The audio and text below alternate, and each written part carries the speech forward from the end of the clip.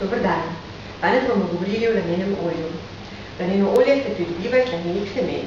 Sveže, nepredelano laneno olje se uporablja v prehrani enako kot druga rastlinska olja. Predelano pa je primerno tudi kot osnova za oljne barve in maščilo teles. Laneno olje v prehrani je odličen vir dveh esencialnih maščobnih kislin, nujno potrebnih maščobnih kislin, ki jih človeško telo ne more proizvesti samo, zato je treba zaužiti s hrano.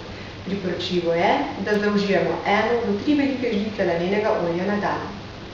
Laneno olje jemljemo s hrano. Lahko ga pomešamo s sokom, jogurtom ali skuto.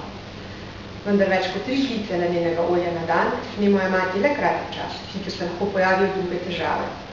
Na primer porušeno razmerje med omega-3 in omega-6 maščobnimi kislinami. Sedaj pa še nekaj o koristih lanenega olja.